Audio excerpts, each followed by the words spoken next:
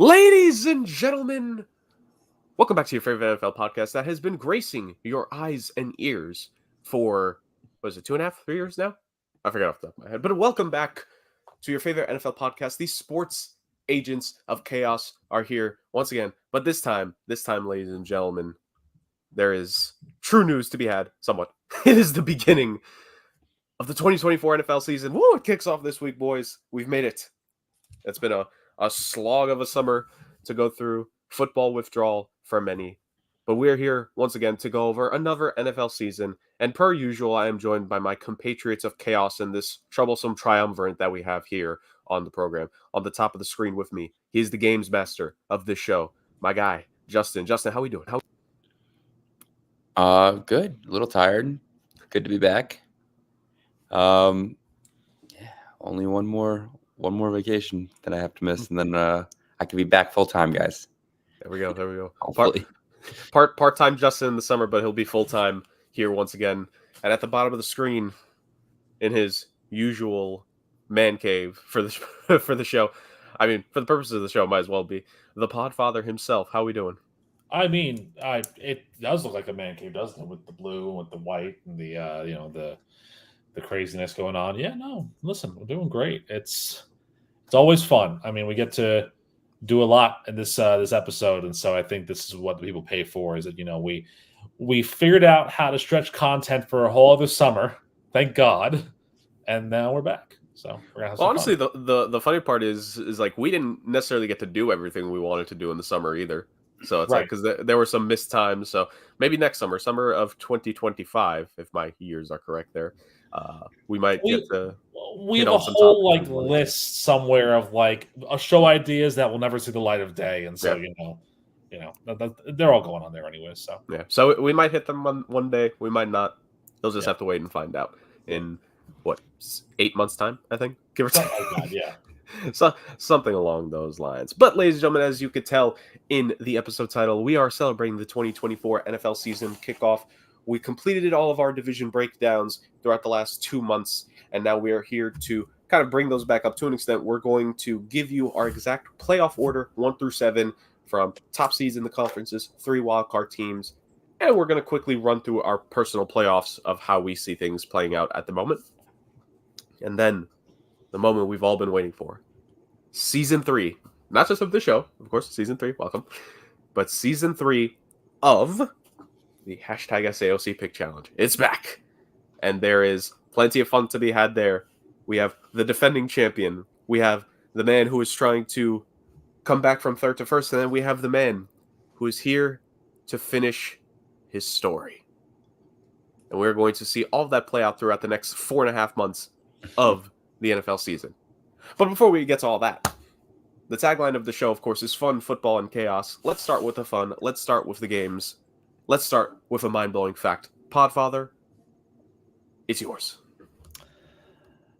Gentlemen, we are airing this show live to the people on Labor Day of 2024.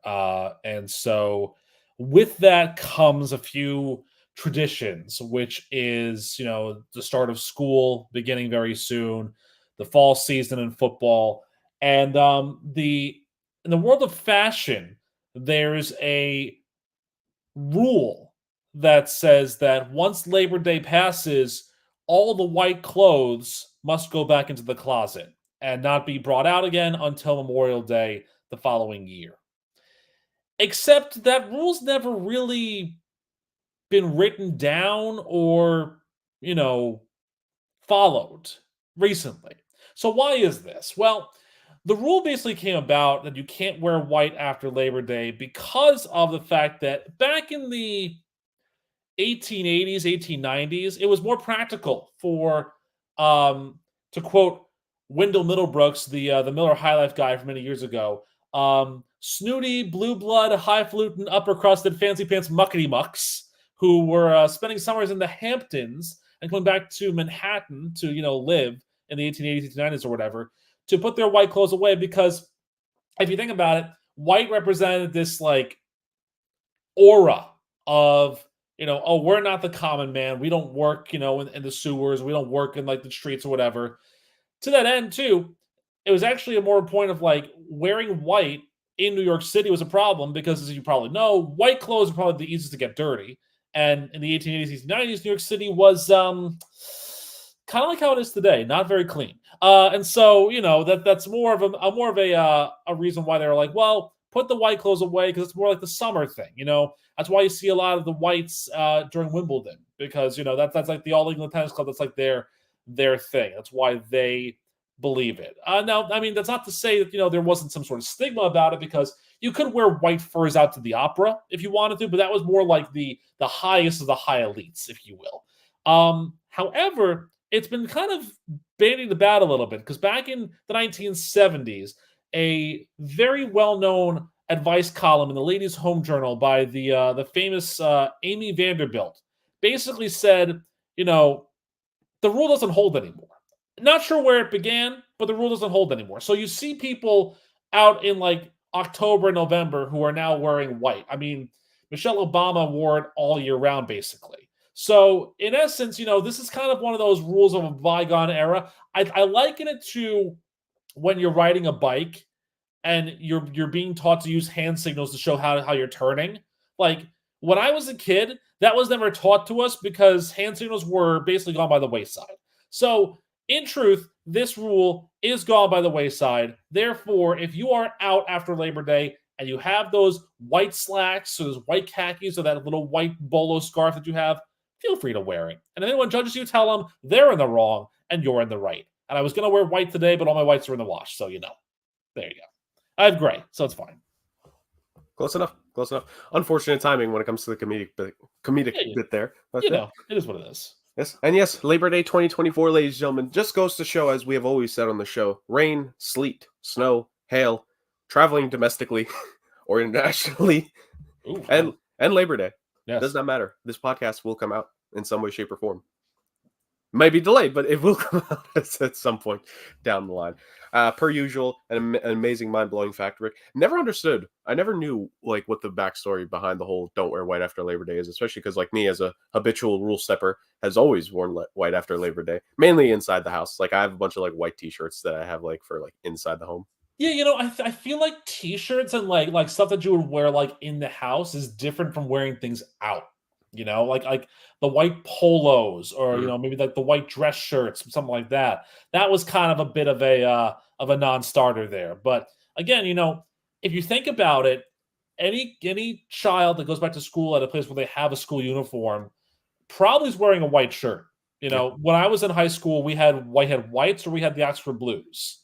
There was no separation. It was one or the other. So that's how it is. That's a ubiquitous shirt for the school children to wear nowadays. And so, it stands to reason that if you work in an office job, you're going to be wearing white some days because I have 3 of them in my closet because, you never can have too many white dress shirts, right? Because, you have some that have ruffles on the side, some of the collars are different. You can never have too many of them. And I will be glad to wear them in November when it's freezing in my office. So, they're nice and long sleeve too, so it works. There you go. All right. Well, another outstanding edition of the mind-blowing fact of the week, ladies and gentlemen. As always, Rick delivers. And speaking of delivering, it's time for us to have a bit of how much of a blast from the past will this upcoming name be on?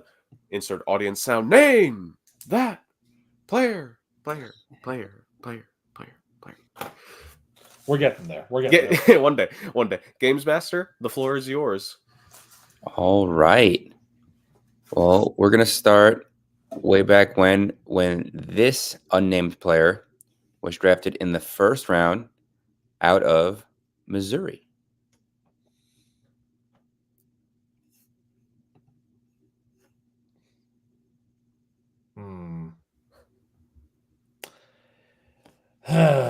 First round out of Missouri.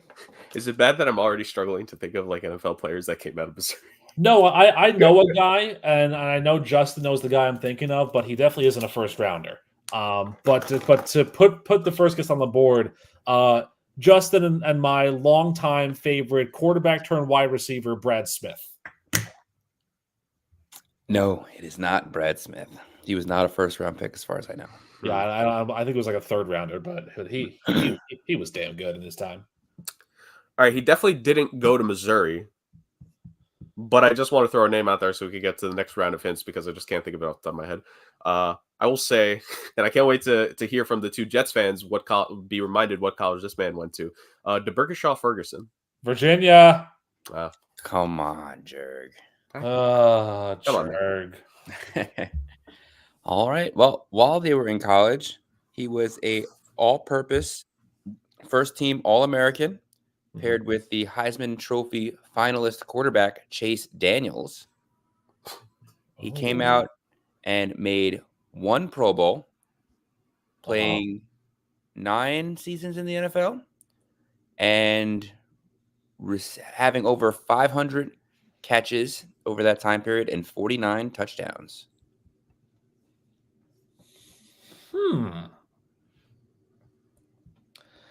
That's interesting. One Pro Bowl, over 500 career catches.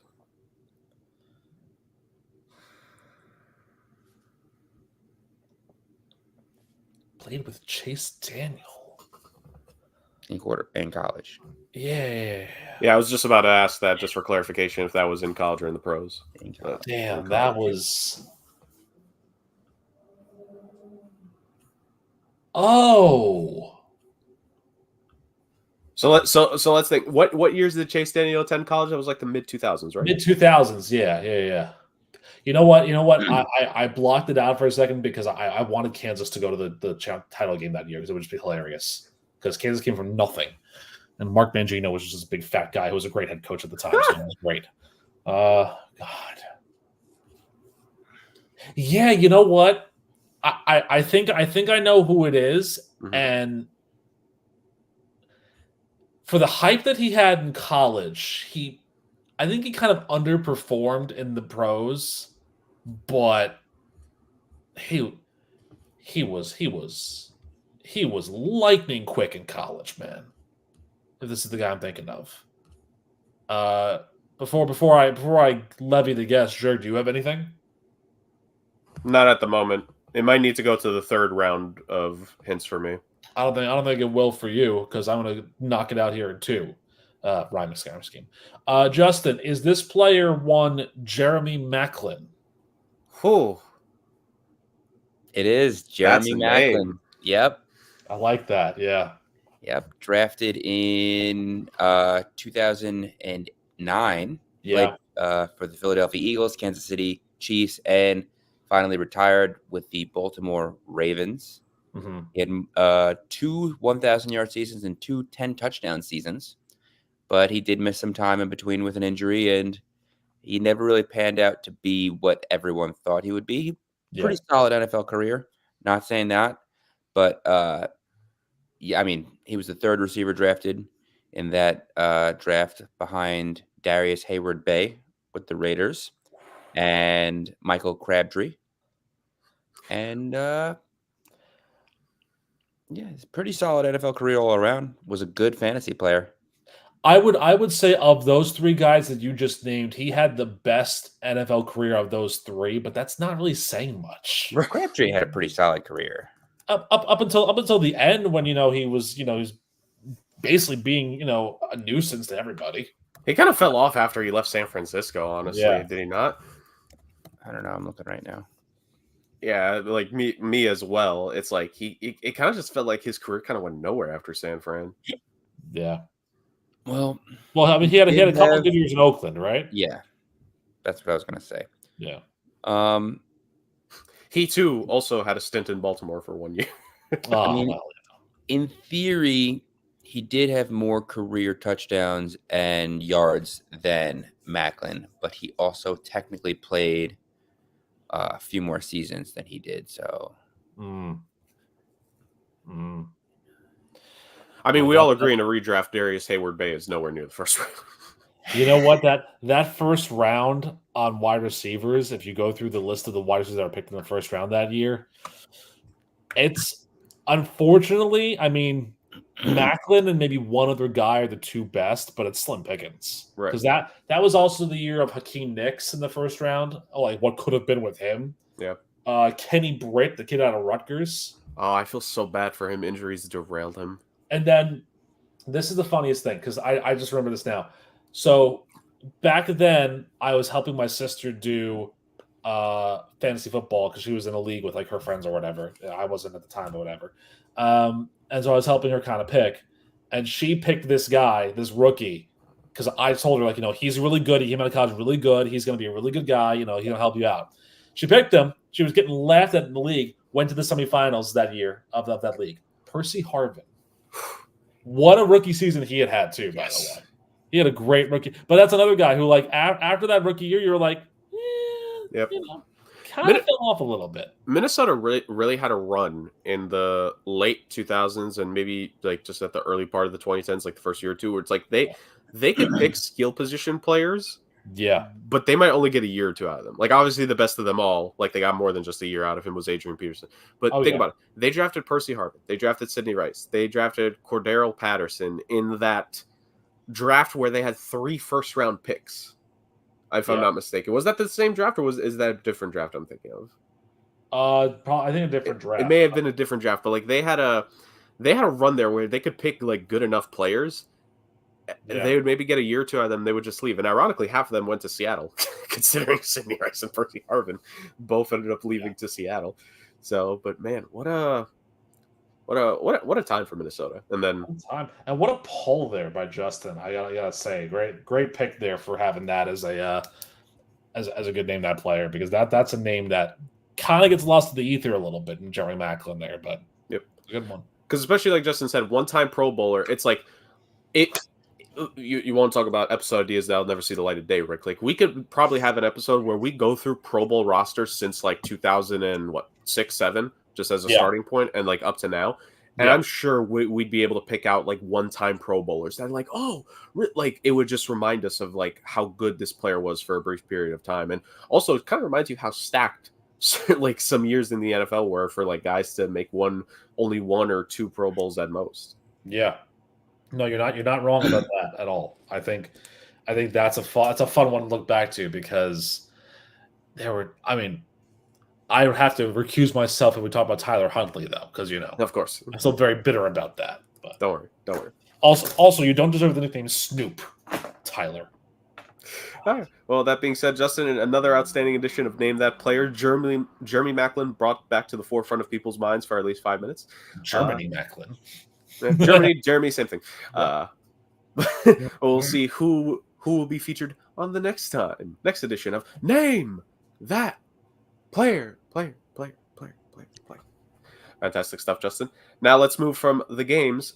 Well, there's games really this entire time because we're going to be talking about and picking games here soon. But let's go to the playoff predictions here for ourselves. Of course, ladies and gentlemen, if you've joined us throughout this entire summer, we've gone through the 8 divisions of the NFL. We've given you our division winners, but now it's time to give you our exact seeding throughout the AFC and the NFC, and to give you our 7 wild card teams. We'll do this throughout 2 different chunks. We're going to give you, each of us, our wild card teams, and then we will give you our 4 through 1 in the AFC and the NFC for this. So, that being said, boys, let's do this. Do you want to go, since we start with the NFC for the division breakdown, shall we go to the NFC first, or would you guys rather the AFC?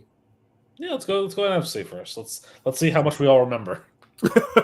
All right, ladies and gentlemen, NFC first. So let's start with the wild cards. Wild cards are always interesting, to say the very least. It's always fun to see what teams that we pick out of a hat, so to speak. But no, I mean, you could tell if you go back and watch our divisional breakdowns, which are available on the Sports Agents of Chaos YouTube channel.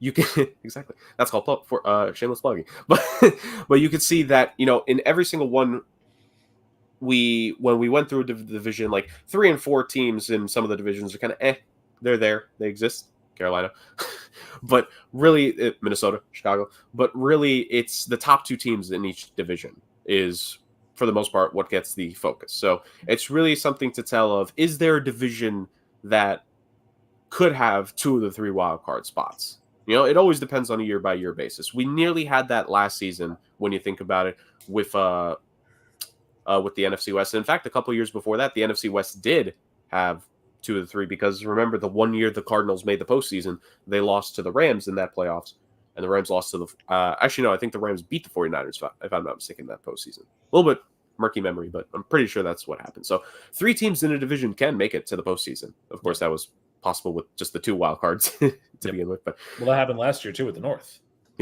Yeah, NFC North because we AFC. Because or AFC, yes, Cleveland is AFC the North. 5 and Pittsburgh is the 7. So it's always interesting to see if there is a division or conference that reigns supreme. Is that the case this year? So I will go first with my 3. I'll go from the bottom top. So I'll go from my 7 to my 5. My 7th seed in the NFC playoff picture this year, just barely squeaking in, is the Seattle Seahawks. I think there is enough there for Seattle Of course. to make it. Look, aside from having a future Ring of Honor member as your starting quarterback, we talked about it. Like, if you want really true full breakdowns of each team, ladies and gentlemen, you would go back to our division previews. But basically, Seattle, you have a strong two-headed running back room when they're both healthy, right? And Charbonnet and Walker. You have a talented skill position group between Metcalf and Lockett, with the expectation that JSN can ascend a little bit in his sophomore year and maybe take a little bit more of a step up to support those two. And then it's a solid defense that they made some additions to that they're hoping can just be more consistent, I think would be the word for Seattle's defense last year, because you had some games where just the pass rush didn't really produce all that well. And then you had a game against like the Giants. Remember, they had 9-10 sacks against Daniel Jones in just that one game. Yep.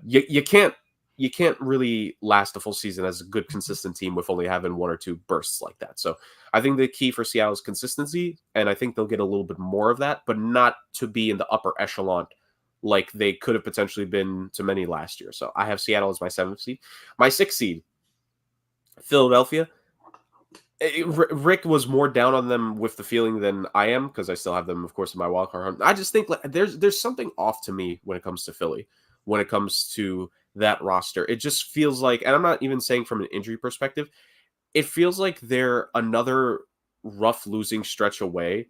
Like if they could lose 2 games in a row this season, I don't know if they have it to push back like they would have last year early in the season, or even 2 years ago when they made the Super Bowl. I think there's just a missing piece to that team that I think, we all collectively agreed took them out of winning the division for us, and we had Dallas, of course, taking it. So that is why Philly is my 6th seed. And my 5th seed, the best of the rest, Green Bay Packers. Like, this team fully shocked us with how good they were last season. Not necessarily that they could have made the postseason. I think, Justin definitely had them as a postseason team last year. But how good they were was a different thing. And it's just like, wrong timing, I don't think is the right word for it. Like, Detroit is still really good. Detroit is still in their stride and hitting their peak, or about to hit their peak. So this is just not the year for Green Bay to go back into that top 4 conversation. But who knows, 2026 maybe, depending on who Detroit keeps for 2025, but 2026 maybe. If Jordan Love is as good as advertised once again, if he could prove it for a 2nd year in a row, if those skill position players could take that next step, Green Bay's going good. But for now, my 5th seed in the NFC is the Green Bay Packers. So that's it for me. Gentlemen, either of you may take the reins next. I'll go. Yeah, I thought about this a little bit more as I was going through, but as everyone who's watched knows, my picks are pretty much set from when I go immediately at the start of our divisional breakdown. So my 7th seed this year at 10-7 and losing a tiebreaker for the divisional round is Tampa. I think the NFC South gets 2 teams in the playoffs this year, because I think the Bucs, while the Bucs did not do enough, I think, to keep up with what they, the rest of the division has been. It's been one team in particular. I think that they're still a good enough team to handle some of their games here and there and play really well. I think, Mike Evans is a year older, so that might be an issue, but I think that they have a couple good rookies. Bucky Irving, really good, solid running back to foil Rashad White. Jalen McMillan could be a very solid target for them on the offense. And this defense is still very good. That secondary with Jordan Whitehead and Zion McCollum, and of course Antoine Winfield Jr., can still really make a lot of plays. So I have them in 7th for me. They're in as a wild card, but they're going to be having a tough time of it when we get up to the divisional winners here.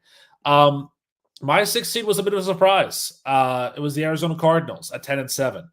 I'm still on this belief that this is a very young, hungry team, and there's always one team that surprises you going into this season. And the Cardinals have that capability to be that team, because a year of good, solid play from Kyler Murray, because all the talk from training camp has been that this guy has come back to the fold and been a really solid quarterback for them. And so I think that if he can stay healthy and he can stay, out of trouble, I think that they're a solid enough team on offense. Again, you have James Conner, you have DeMercado, the rookie Trey Benson, but you've also got Marvin Harrison Jr., Maserati Marv, leading a very solid wide receiving core. Trey McBride, one of the best young tight ends in the game. And this offensive line, they've got some pieces that are there. If they can keep Paris Johnson Jr. and Jonah Williams holding things strong, they're a solid enough team. I think, they're going to surprise a lot of people on the defensive side. So I have them also 10-7. I have them as a tiebreaker over Tampa. If you were to say what the tiebreaker was, share the victory. Let's go with that. Why not? What the heck? And number 5 for me in my my wild card of doom and excitement, like Jurg, Green Bay. I think the Packers are for real, and I think that they are a solid enough team that will make a lot of tough plays and a lot of wins. But I also believe that they are just not ready to usurp this division from Detroit just yet. And I think that they're a good enough team to be able to go into these games and win and be competitive and kind of build off of that momentum from the fact that they won a playoff game last year and that they almost won a second one in a stunning fashion. If it wasn't for Jordan Love throwing an interception, which he hadn't done all playoffs for some reason, that would have been the ultimate death knell of that. But I think they'll be a 5 seed and they'll be a tough out. They will be a really, really tough out for whoever they face, which we'll find out about a little later on. So that's me. Green Bay at 5, Arizona at 6, and Tampa at 7.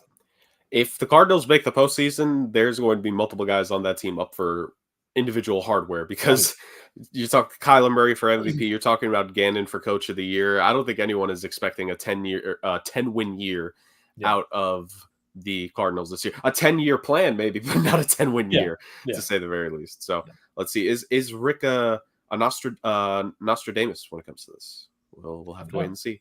All right, Justin, you will wrap it up with the wild card, and then after that, you could give us continue on, Justin, after your wild cards, and you could give us your top 4 as well. Sure.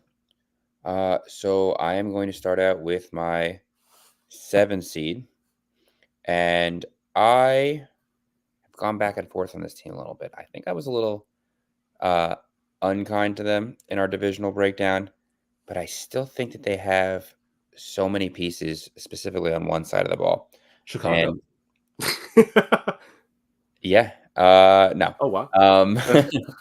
But it is in the NFC North. I'm talking about the Minnesota Vikings. So the issue here is their defense going to have enough to stop teams and keep them in games? And can Sam Darnold have a little bit of playmaking ability, maybe something he flashed in Carolina, to get the ball to his plethora of receivers? Because they still do. They have a lot of weapons there. They have Jordan Addison. They have Justin Jefferson. They have TJ Hawkinson, who's going to miss the first 4 games. They finally have a running game, which is something they severely missed last year with Aaron Jones. And the offensive line is solid. I think the play calling is pretty good. I mean, they had a whole bunch of issues last year, and they still squeaked into, like, at the very least, playoff position at the end of the year. A little bit of consistency behind the quarterback, behind the center, and a healthy Justin Jefferson, and that's going to put you in a lot of games. And I don't really think the back half of their schedule is all that difficult. So I think I'm going to squeeze them in there. I think they're just going to edge out Tampa Bay, and they're going to squeeze into the 7 seed. And then I'm going to have Green Bay as my 6 and Philadelphia as my 5. And now I have to go into the standard playoff spots. Well, just to give Justin a bit of a reprieve here before he continues to his 4th through 1. Once again, another team there where if Minnesota makes it, there's some individual hardware to be had, because what a shock that would be if Minnesota, because like they cut a former first-round pick off their roster recently as well. Louis Seam, he was cut. Yep. He's on the Buffalo Bills now, if I'm not mistaken. I think that's who picked him up. Like Sam Darnold for comeback player of the year at that point. it's like, so. There's a reason that Baker was a comeback player of the year candidate last year, because he had a solid, receiver in Mike Evans, making him look real good. And now they have a chance to do the same thing. Listen, I'm not sitting here saying that they're going to light the world on fire. They might be an easy first round out, but I think that with the strength of their back half of the schedule, and like I said, healthy weapons like they have, and that's a big if. And this could go the absolute wrong way, I mean, for sure, especially with the way that defense has played the last couple of years. But I do believe in some of the moves that they've made. I do believe that Justin Jefferson can account for 2-3 wins just by himself. He's that good. Yeah. Aaron Jones was an excellent pickup for them. He's going to fit exactly what they want to do, and they could really, they could surprise some people this year. Okay. All right. So then now the question is, who's the 4 seed? And I'm also a little torn on this because I think that the top of the top in the NFC is there for a reason. So with that being said, as much as everyone wants to jump on the bandwagon, until you prove to me that you're among the top, I'm not going to choose you that high. And that would mean that Atlanta is going to be my 4 seed. I like a lot of the things they do. I like the veterans they added. I do think that they have a chance to really make some noise here. Kirk Cousins has to stay healthy, and they have to play up to their strengths. And it is still a brand new head coach. I know he's got a head coaching experience, but let's see what they do there. And I'm going to have Atlanta at 4. I'm going to put Dallas at 3. I like Dallas a lot. I think they are going to win their division. First repeat champion in 25 years in the NFC East. Yeah. But I still think there's a few things to be desired there. And they will have a target on their back as long as they wear that star. And I'm going to pretty much go chalk here. I'm going to go Detroit 2, 49ers 1. Until you knock off the 49ers, they are the most complete team of football in my mind. They don't have the best quarterback. I like Brock Purdy a lot, but he's not a top 5 quarterback in my mind. They have a top 5 roster, though.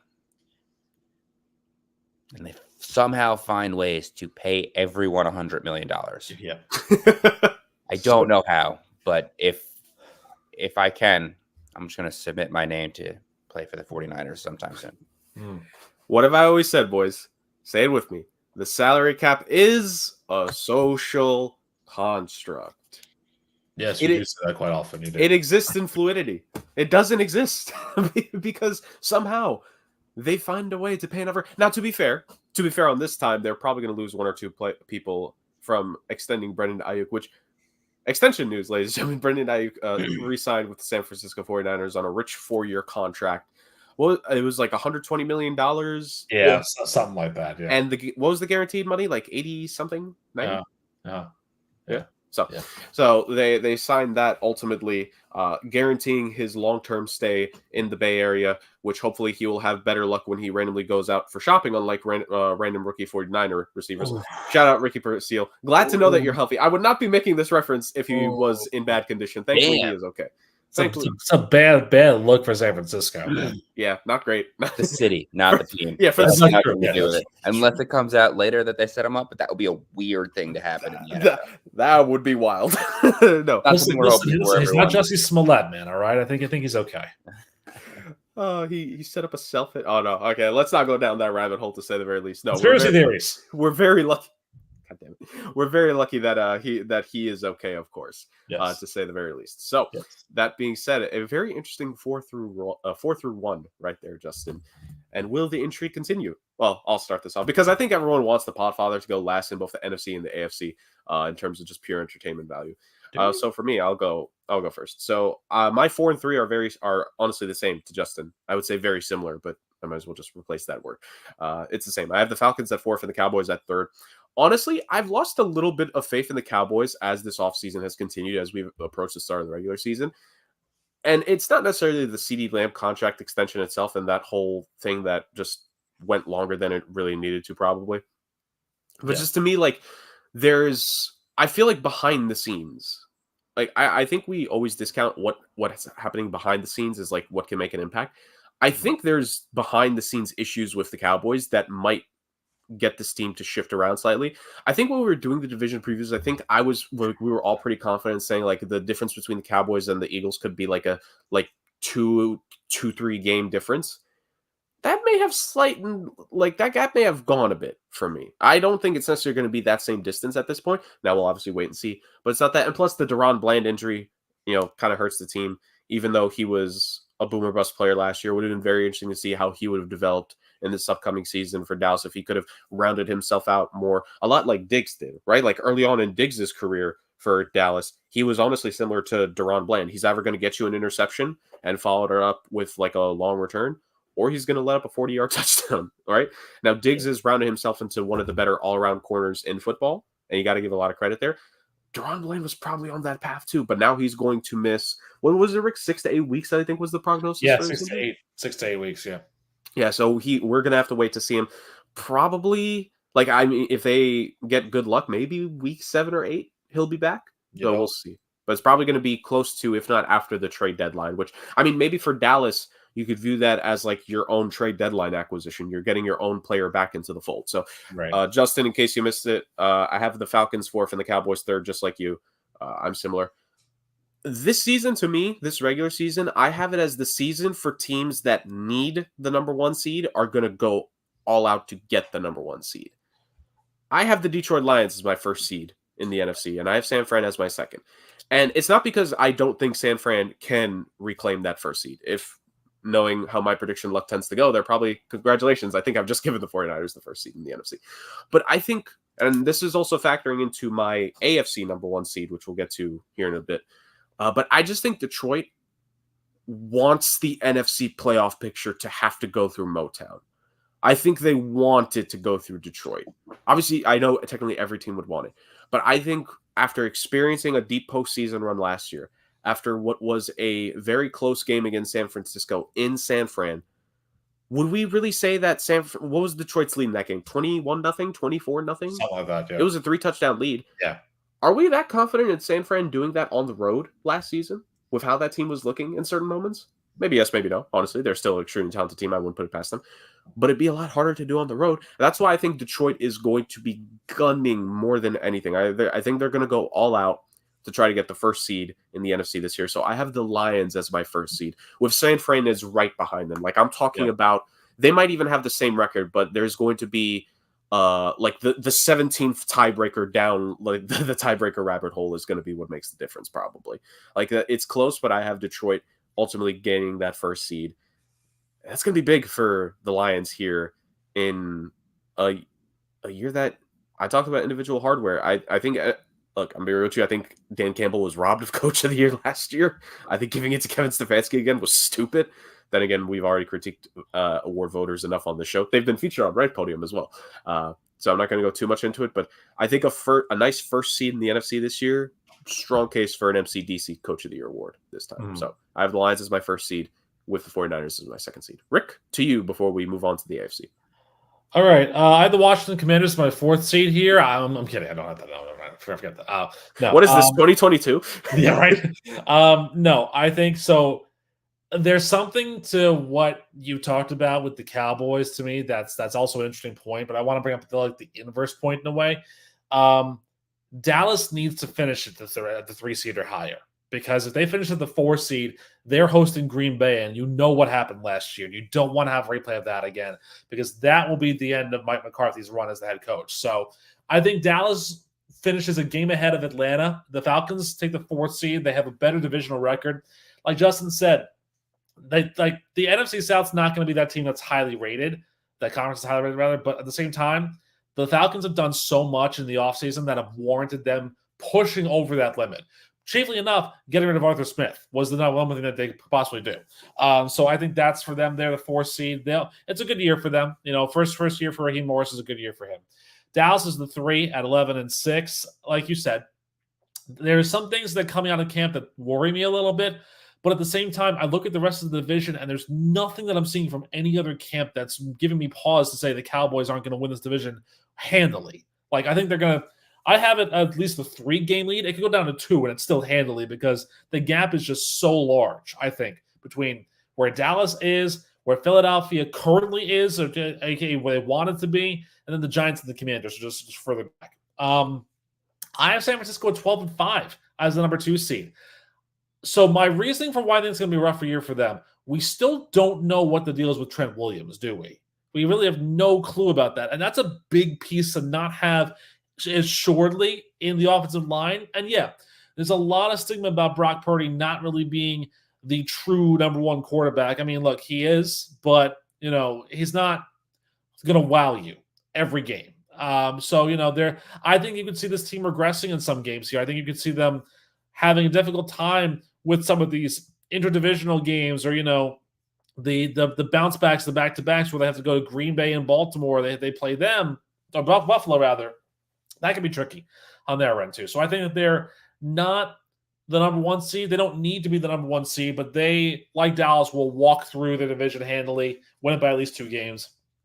And then Detroit, like Jurg said, no team has needed the number one seed, I think, more than the Lions. If you can tell me that you can run this through Motown, I'm not playing you. I'm done. I'm walking away.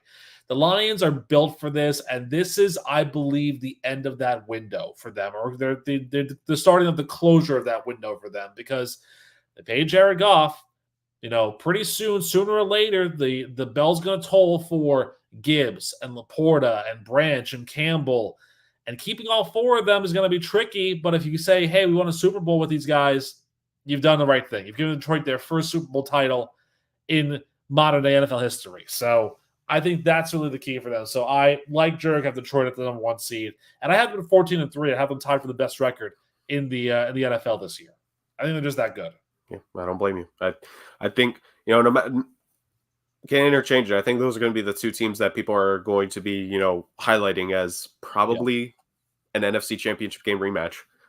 So it's going to be interesting to see if the rest of the NFC has something to say about that. Honestly, Rick, you answered my main question that I had for you, which was what record did you have for the Cowboys? Because they have finished 12-5 the last 3 years. So Rick has the 12-5 streak ending for the Dallas Cowboys. I thought about it, but honestly, nothing to me screams like, oh, Jerry Jones is mad at Mike McCarthy again because they went 11-6, not 12-5. Ooh.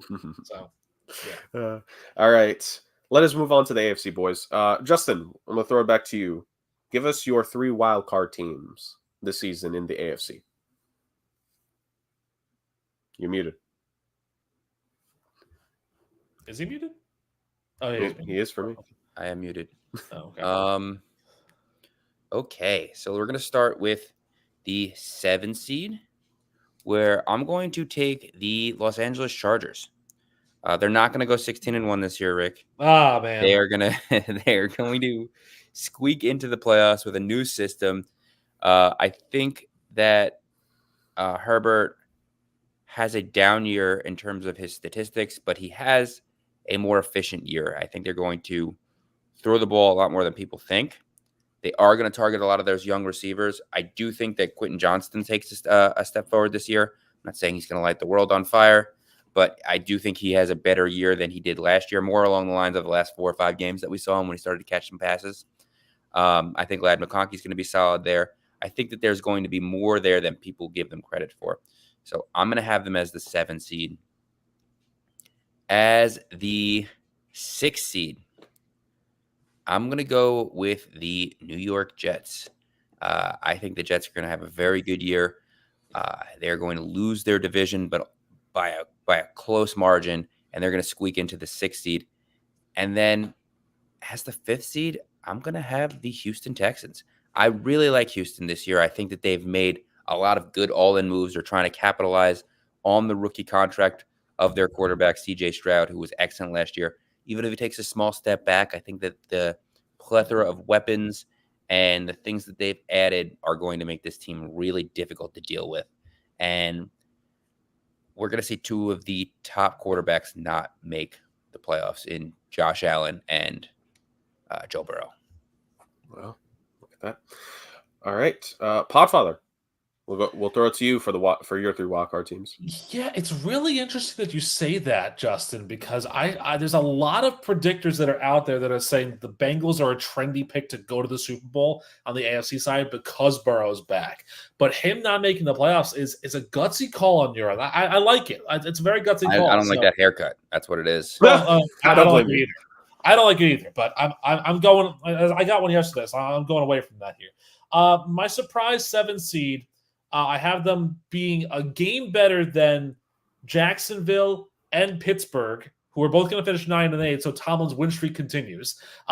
Is the Indianapolis Colts? I really think that this is an exciting team, and I really think that when you have Michael Pittman there and you have Jonathan Taylor, really trying to make this engine run, Anthony Richardson has that raw talent and that appeal that he could potentially be the next star in this league. So I look at this Colts team and I say, why not? They're a young team. They're talented. They've got a lot to prove here, and they could stun a few people here and there. So the more I talk about them in our AFC South, the more I like them. So I'm going them at 7. At 6 is Miami. I have Miami at 11-6. Curiously for me, though, what I have with the Dolphins, which I think is going to not really surprise a lot of people. Well, it might surprise a lot of people. I have them at 11-1, and then losing all 5 of their games at the end of the season. Because why? Because Tua's not a cold weather quarterback. Say it with me, fans. Tua's not a cold weather quarterback. So they're just not going to win anything after Thanksgiving, basically. No, not a thing. Not a thing at all. Unless they put Sklar Thompson in there, but I doubt it's going to happen. The rest of the team, though, is really good. I think this is a very good Miami team. I think redemption is really what they need to kind of get back into the fold and prove. If they can get through the season healthy, that's really the important part. But I think that there's just a few little potholes on their schedule because the last 5 games of their schedule are brutal. They play the Jets twice. They play the Texans, the Niners, and the Browns, whose defense is still monstrous. So I think there are a lot of potholes on the back end of their schedule that worry me a little bit. So I don't have them being as high as I know you guys have them winning the division, but I have them as the 6th seed. And the 5th seed for me is the Cincinnati Bengals at 12-5. 12 wins get you a wild card in the AFC North. That's how competitive the division is. It's all about Burrow. Burrow's back. This is a better team when he's out there, not throwing any shade at Jake Browning or Rocky Lombardi, but Joe Burrow is the quarterback there for a reason.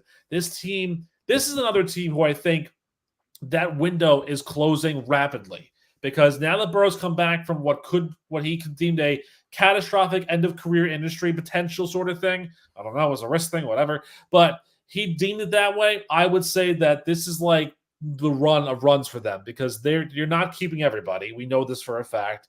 And so if you want to make a statement and get your Super Bowl win before these guys get paid, this is the year to do it. Unfortunately for them, they're playing in a really tough division. So the anomaly with them is that I have them going 12-5, but 2-4 in division.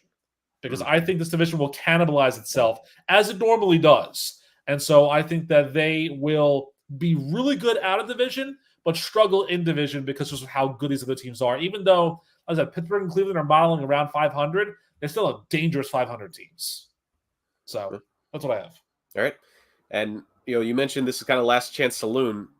If you have the Bengals as the 5th seed, depending on who that 4th seed is, it could be a one-and-done run for Cincy as well.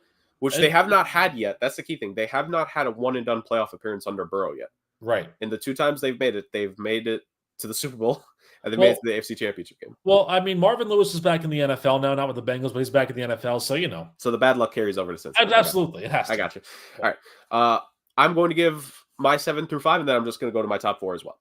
I have the Jacksonville Jaguars as my 7th seed. I think that last year, it was an off year. There were a ton of injuries that they had to deal with. There was, I think, inconsistency. I think Doug Peterson got a little bit exposed last year, but I think that the team as a whole, and especially Peterson, will be able to kind of rally around that. There are young players on that team that are still ascending, right? They have a former number 1 overall pick on that team from a couple of years ago. One of the few Georgia players who didn't, go out speeding 100 miles an hour on the road on their off time in college. That we know of. Well, that never got convicted. Never caught. So they have that. I think, Trevor Lawrence is going to bounce back. I think he's going to show us why there is that potential, why Jacksonville did pay him, and why he still should be in the conversation of the good young quarterbacks in this league. So I have the Jaguars as my 7th seed. I have the Jets as my 6th seed, just barely losing out to my 5th seed, the Cincinnati Bengals. I think, we've made our thoughts clear in the Jets. I think the Jets are an extremely talented team. If a couple, possessions in various games bounce differently, they could very much end up being a top 4 team in the AFC, right? Like we're talking about splitting hairs to me in the AFC. Because you said it, Rick, I think the AFC is deeper in its 1 through 7 than the NFC. Yeah. Maybe it's a little bit closer than last year, because I think last year we were all convinced of just the top 2 teams going into it, and one of them didn't hold up their end of the bargain. But I think we were convinced of the idea of top 2 teams in the NFC. We're still sort of leaning towards that in the NFC side. I think the AFC side, between all 3 of us, you could convince me of any of our 1 through 7 in the AFC, they could make a run. I really do think that's possible. So I have the Jets as my 6. Again, you have Aaron Rodgers there with Garrett Wilson. I think he's going to unlock a level in Garrett Wilson we haven't been allowed to see yet Not that we haven't seen that. We were not allowed to see, considering what the quarterback play has been. And I have the Cincinnati Bengals, like you said. To me, it's last chance saloon in Cincy with this roster. They're going to lose T. Higgins. They're probably going to lose Trey Hendrickson because he was also a guy who requested trade. I feel really bad for Cincy because we talk about how quickly windows can open and close. This is probably the last year of the current window. You could still have a secondary window because you have Joe Burrow and Jamar Chase, but this iteration of the Bengals, this is their last chance, which is very unfortunate considering who I have as my 4th seed. Now, this is not because of talent. This is not because I'm underperforming. They are a complete team. They're an all-around team, but I think it would be way more interesting if they're the 4th seed. So I have the Kansas City Chiefs as my 4th seed in the AFC. I have them taking multiple games off. Oh, boy. I have them coasting through the regular season. Oh, boy. They're going to be relaxing once they clinch the division. Because that makes the postseason so much more interesting. Oh, boy. Because I have Patrick Mahomes and Joe Burrow as a first-round matchup in the wild card. Are you not entertained? Oh, boy. Are you not entertained? Oh, boy. My third seed is the Houston Texans. And by the way, I have like a majority of my top 4 are probably separated by 1 game at most. If not, maybe they're tied. So I have the Texans as my 3rd seed. Young team. I think they're looking to make a statement. It's not because I think they're necessarily better than Kansas City. I think the Cards could break their way just differently. To me, hunger versus, what is Kansas City, which there's some content, I think, on some of those guys. Not all of them. Mahomes, I don't think is content. Kelsey, I don't think is content. That's 2 guys out of 22 starters, though. In most cases, that could be enough. Not for a full 17-game regular season, like we saw last year. So I have the Texans just a very, very, very small inch above Kansas City as my 3rd seed. My 2nd seed is the Baltimore Ravens. Because what did I say about Detroit? The motivation, the desire, and the goal to get the 1st seed, I think, is going to my 1st seed in the Miami Dolphins. I think the Dolphins are hell-bent. They want the 1st seed in the AFC this year because they desperately need it. Again, I'm going based off of need for team. And I think the talent is there for Miami. We've talked about it. It's Tyreek Hill, Jalen Waddle, and Tua. It's a running back room, which I think we're going to see a tale of not 2 halves because it's not necessarily going to be like 8 to 9 games like as the split. But I think you mentioned you think they're going to fall off post-Thanksgiving, Rick. I think the strategy for this team is going to be vastly different after Thanksgiving compared to before. I think they're still going to air it out plenty before Thanksgiving. It's going to be that, just passing yards per game is going to be wild for this team. Hill and Waddle are going to dominate. And then I think, because this is all down to coaching, and the Dolphins have arguably, the best coach in the AFC. If you think maybe all around he's not the best, that's more than fair. Probably the best offensive mind in the AFC. I think the strategy is going to switch to the rushing game is going to establish things for Miami in December. I think that'll be enough for them to lock in and with their eyes set on the number 1 seed in the AFC because they need it. I said that about Detroit. You said arguably the Lions are the team that is gunning for a top seed the most, Rick. I think it's the Dolphins because I think this team desperately needs to have multiple home games in the postseason if they have any chance of making a run. So I have the Dolphins as my 1st seed. And I have what did I say as my 2nd seed? The Ravens as my 2nd seed. Again, talented. Lamar Jackson's there. Derrick Henry's there, which will make things very interesting to say the very least, especially from game 1 of this regular season. But I just have the Dolphins a stretch above them. So that is my complete 1 through 7. And once these 2 give their top 4, we will quickly give our playoff predictions as well, our preseason playoff predictions, ladies and gentlemen. So don't you worry. Yeah. All right. Justin, you give your 1 through 4 because everyone wants the Podfathers 1 through 4 last. Everyone wants Justin's 1 through 4 too, man. Come on, I feel like you're like leaving him out to dry here. Come on, we know you have the Texans as the 1st seed, Rick. Come on, you don't have to lie to us.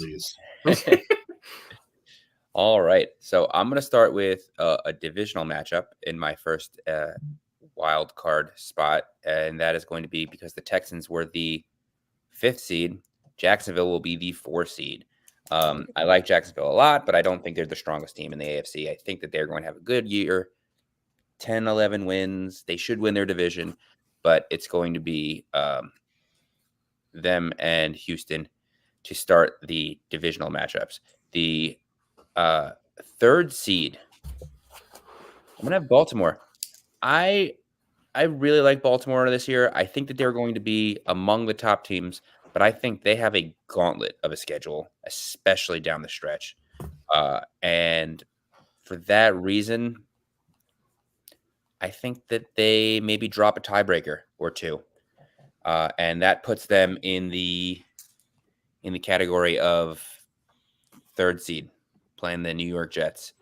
The number 2 seed and our bye winner is going to be fairly obvious. I mean, until you beat Kansas City, you're not Kansas City. It's the same thing that I'm saying in the NFC. Kansas City is the number 1 seed again. I know they weren't last year, but back to form. And Miami will be the 2 seed. I like Miami a lot. The thing about Miami is I know that you have issues in cold weather, but I think Jurg is right. They were, believe it or not, a run first team last year, and they were very banged up at running back. They were very banged up in a lot of places. I think the defense comes back to form because they're going to be healthy this year. They have a lot more depth on defense. The running game is healthy again this year. And if they are anything, they are a wildly efficient team, especially on third down and in the red zone. And I think that translates to wins. I do. Jurg is right. I mean, the coaching is excellent there, especially on offense. So I do believe that Miami is going to be the number 2 seed. They are going to come away with a strong strength of schedule and victory number, and they are going to play my 7th seed, which was the Los Angeles Chargers. Herbert Tua for the first time in the postseason. Okay. I like it. We are getting stories in this. So Miami gets the first seed bye for me. Kansas City gets the first seed bye for Justin. Let's go to the Podfather. Rick, your 4 through 1. And then after that, we will go into our quick playoff predictions. Well, as you guys knew, I had a 3-way tie at 13-4 between the Jets, the Texans, and the Ravens. And in thinking about it a little bit more, there was a game on the schedule that I thought was really interesting that I had going one way, and then I kind of flipped it around but kept the records the same. I was able to do that. By virtue of defeating their opponent at home on Week 17, the Texans send the Ravens to a 4-5 matchup against Cincinnati. So Baltimore is my 4 seed this year. I don't normally like doing interdivisional matchups in the first round, but this one just seems too tantalizing to let go of between Lamar and Joe Burrow. And honestly, the Ravens play better, I think, when they're not the number 1 seed. Like we've seen over the past couple of years, that when they're chasing that one, they're a much more dangerous team. You saw it going in this past season. When they were the 1 seed, it took them a while to get past Houston in the first game, and then Kansas City, they were just not there. They were not feeling comfortable at all. So give me Baltimore as the 4, Texans at number 3, and it's a dangerous number 3 because, again, if you look at it in that perspective, that would mean that Tua's going to a dome for his first-round game. So there's some danger there, but this is a really, really good Texans team. Like, this is a sneaky sleeper pick for a lot of people, I think, to go very far in this postseason. And for me, the Jets are the number 2 seed by virtue of the fact that they go 9-3 against the AFC teams, whereas Houston and Baltimore are 8-4 against the AFC. So that's the little conference tiebreaker right there. This is a window that is rapidly closing, and the Jets need this window to stay open just for now to be able to say, we can potentially host if Kansas City trips up in the divisional round. But that being said, the Chiefs are the 1 seed. Until proven otherwise, they're the class of the league. They're 14-3. They're the best team out there. That's the way it goes. So Kansas City's your number 1 for me.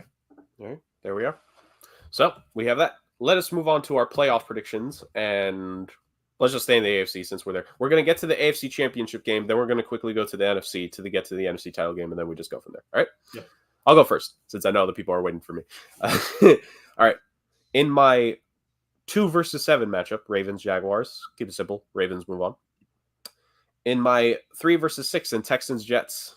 Texans had a good run last year. They're going to quickly learn what heartbreak is. The Jets will upset the Houston Texans in Houston for me to be a 6 seed beating the 3 seed. And then my first round matchup, the Chiefs and Bengals. I strictly rigged this just so we could get this matchup. Mahomes and Burrow. Boys, this might surprise you. But the Kansas City Chiefs are winning this game and slamming this current iteration of the Cincinnati Bengals out of the postseason, which will be a feather in the cap for Patrick Mahomes, to say the very least, getting multiple playoff wins over Joe Burrow now, since that's one of the two guys that everyone notes about being like, oh, well, they've beaten Patrick Mahomes in the playoffs.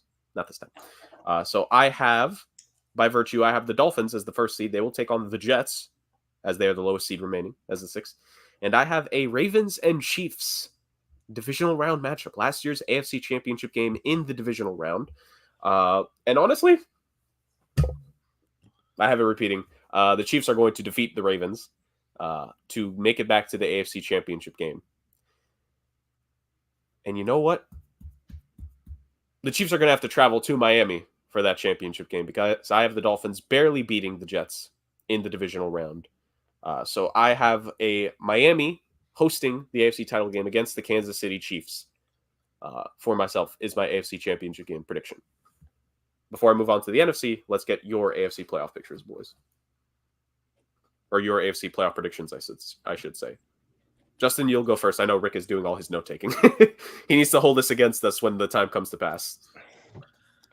All right. So my AFC playoff predictions. I'm going to have the Jacksonville Jaguars taking care of business at home. I think it's going to be probably the game of the playoffs, at least in the first week. I think it's going to be a shootout. There's going to be defensive stops. There's going to be big things. I expect a really, really strong showing from both young quarterbacks, but Jacksonville just has a little bit more experience, and I think they're going to squeak it out against the Texans. In the second round, as good as these Ravens are, as great as I think Derrick Henry is going to be in Baltimore, I just think that they are not a good matchup for the New York Jets. And I didn't choose it this way just so I could choose the Jets. I individually set up each one by record, and this is how I ended up, and it just happened to match up that way. Fingers crossed it happens that way in real life, and the Jets can win that game and move into the divisional round. And my last matchup was the Chargers versus the Dolphins. There's a hump for both of these quarterbacks to get over, and I think Miami's going to take it. As much as I like Joe Burrow, Justin Herbert, and the Los Angeles Chargers. To be fair, he didn't mix up the names. He just confused the quarterback. Yeah. We give him a pass for that. I still think that they have too many holes, and they're not going to be able to stop an offense like Miami, especially if Miami's at home, which would bring us to the matchups of the Miami Dolphins versus the Jacksonville Jaguars in the Battle of Florida, and the Kansas City Chiefs versus the New York Jets, which all of a sudden doesn't really work out in my favor. I'm going to have a rematch of the wild card round last year, in which the Kansas City Chiefs will host Miami, and we'll see can Tua get over another hump in defeating the 3-time Super Bowl champion Kansas City Chiefs. Okay. All right. So Justin and I both have a Chiefs and Dolphins AFC title game. The difference is the Dolphins are the first seed for me and the Chiefs are the first seed for him. Podfather, run us through your AFC playoff picture and just continue it. Get us to the AFC title game, then go to the NFC side, Rick. Okay. So you want to get to the title games. Got you. All right. Yes. Okay. In that glorious 4-5 matchup in the divisional between the Ravens and the Bengals,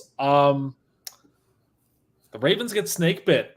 I think the Bengals take it. I think this one and done idea is not fully there, and so the Bengals pull off a surprise over Baltimore. If I went back and looked at like how they played over the regular season, they would lose both games. But it is hard to beat a team 3 times in one season, and the Ravens find out it's impossible for them. They cannot do it. Bengals win that one. They move on to the divisional round. In the 3-6 matchup between the Texans and the Dolphins, I think this has the potential to be the most high-scoring playoff game of the playoffs you will see. And I think that in a little bit of an irony, and I'm kind of cheesing a little bit here, Kaimi Fairbairn gets hurt in this game, and Dario Ogunbowale has to kick the game-winning field goal, and he makes it. Texans win a 48-45 classic over the Dolphins. Yeesh. Yeah. At high-scoring offenses, man, this is a really good offensive game. The 2-7 game is going to be boring. Jets are going to go over the Colts. The Colts are a good team, but they're not there yet. The Jets win their first playoff game at home in a very, very long time. And so then we get to the divisional round games. Kansas City, Cincinnati, Mahomes versus Burrow, as you expect. Kansas City wins because, I mean, it's only good for a while. It's in Cincinnati favor. And I think the Chiefs will be able to go into Arrowhead one more time and hosting the conference championship game. And they will do it, gentlemen. Last year, I picked it to be the New York Jets. This year, I'm going to do the opposite. The Houston Texans will make it to the AFC title game this year. Wow. I believe this team, once they get on that run, there's really no stopping that youth and that exuberance that they have. They're a very talented group. And so I think that they're going to be the surprise of this playoffs, and they will advance to the title game, and we will have that result a little later on because now it's time to go to the NFC. See that transition? There you go. NFC. Who wants a surprise? Tampa Bay knocks out San Francisco in the first round. The Niners are done. Justin, you critique me for having the Chiefs as the 4th seed. He's having San Francisco lose in round 1. I don't want to hear it. So let me explain to you why. This is a legitimate reason why. I'm just saying Justin can't critique me anymore. What has been the hallmark of San Francisco year in and year out for the past 3 or 4 years? Injuries. Okay. So this is a team that, they have all those pieces back and they look like they're going to be ready to go. But if they're not fully healthy towards the end of the year, this is not going to be the same San Francisco team that you normally see. I think they're going to be a little bit more beaten up at some point. So I think Tampa Bay is able to exploit that, play with house money, and for the second year in a row, the 7th seed in the NFC beats the number 2 seed. The rest of it goes like this. The Cardinals, it was a lovely run. You guys did a very good thing, but you're going up against Dallas, who needs this win a lot more than you do. And so I think Dallas, in that sense, will dispatch of the Arizona Cardinals in that round. And you know what I have once again, boys? I have another Cowboys-Packers matchup here because I think Green Bay knocks out Atlanta. I think, again, Jordan Love showed a lot last year that he's a very talented quarterback, and this is a very good team. The Falcons had a very solid run, but I don't think that it helps them, in the postseason. I think that they're just that. Kirk Cousins has a great game, but the Packers are just that much better for me. Going into the divisional round, the Lions host the Bucks. Last year, I was a little scared of this game, and it showed good reason why. This year, the Lions are just a much better team. So give me the Lions to host the NFC title game against the Dallas Cowboys, who avenge Green Bay, get their win back, and travel to Motown for their first NFC title game appearance in maybe 30-plus years. They will take on Detroit as one of the final 4 teams standing. So Lions-Cowboys is your NFC title game for me. Okay. I'll run through my NFC really quick so Justin can give his last. And then Justin could be the first one of us to give his Super Bowl matchup and winner. So my 2 versus 7 49ers Seahawks. I had the Seahawks making a deep playoff run last year. Not this time. The San Francisco 49ers are going to dispatch them with ease on this occasion. My 4 versus 5 Falcons Packers. Very similar. I have the Packers winning. I think the NFC South. I want to give the NFC South credit because obviously we had that run from Tampa last year. I think Atlanta, maybe if Atlanta rounds about into form better, I just don't think that defense is there to make a playoff run yet. I think they could get to the postseason. I don't think they can make it through the postseason. So I have the Packers defeating the Falcons in the wildcard round. And then Eagles-Cowboys. This is fun because you think I'm done giving the Cowboys fans pain? No, because like you said, Rick, it is hard to beat an opponent 3 times in a season, and Dallas ain't doing it either, just like Baltimore didn't do it for you. So I have the Philadelphia Eagles upsetting the Dallas Cowboys, and another first round and out for the Cowboys. But Mike McCarthy keeps his job, just to add into the torture, just to twist the knife a little bit. Exactly. Making me even angry. Like, no, he's good. We're keeping him. Oh. Yeah, there you go. All right. So that being said, that means I have a 49ers-Packers rematch in the divisional round and a Lions-Eagles contest. Now, I didn't realize that I had made this because I actually wanted a 49ers-Eagles divisional round matchup because I wanted the 49ers to beat the Philadelphia Eagles into the turf. But the Lions will handle that for me. The Detroit Lions are going to defeat the Philadelphia Eagles in Motown. And then Packers 49ers. I have this coming down to the final possession. Jordan Love will complete a 37-yard strike, 5 yards short of the end zone. And the receiver is going to fumble the ball. The 49ers recover it. And San Francisco will walk out of Santa Clara with a 3-point victory. Wow. See, I don't have it on Jordan Love this time. I have it on his skill position players. Meaning, this will finally be the time that the Green Bay Packers will once again ignore going wide receiver in the first round because they need better skill position players. So, that being said, I have the 49ers versus the Detroit Lions in my NFC Championship game. A rematch of last year, but this time it is in Detroit. So, we go to Justin for his NFC Championship game, and then he's going to bring us to the Super Bowl and give us... Well, actually, no. Should I have him give it? Let him. Yeah, he only gets so much. He'll be the first one to give us his Super Bowl prediction. All right. So, do you have one of these, Justin? Does that include? Okay, come on. Yeah, yes, no. You go the whole way through. Did you freeze the screen? Okay. I'm sorry. I'm a little rattled right now. No, you're good, brother. So the 7-2 matchup, which I believe was the interdivisional matchup of Minnesota going to Detroit. And I'm not kidding you when I said that I really think the weapons in Minnesota can really make a team sweat. And if he could be playing Sammy the Savior, I'm just kidding. It's going to be Detroit. Detroit is going to put Minnesota back in its place, and they are going to easily, I think, beat Minnesota. I don't think Minnesota's ready for a deep playoff run. Even if they can surprise a couple guys and make a 7 seed, it's just not in the cards for them at this point. I can't think of number 6 versus 3 seed is actually a rematch of the wild card round last year and the Green Bay Packers going into Dallas. And I agree with Jurg, man. I do think that one of these years Dallas is going to have to take a step forward. They have been too good for too long to have continuous 1-round outs. But I just don't like the matchup for them against Green Bay. I mean, Green Bay does everything that Dallas doesn't. They're going to stop them. They're going to run the ball down their throat. They're going to throw the ball over the top. And Dallas has no real secondary. They have a couple of guys that could pick the ball off, but they had a lot of issues giving up big plays last year. Their run game is not what it's going to be. I mean, I like Zeke there, don't get me wrong, but the last time Zeke was there, they still had Tony Pollard.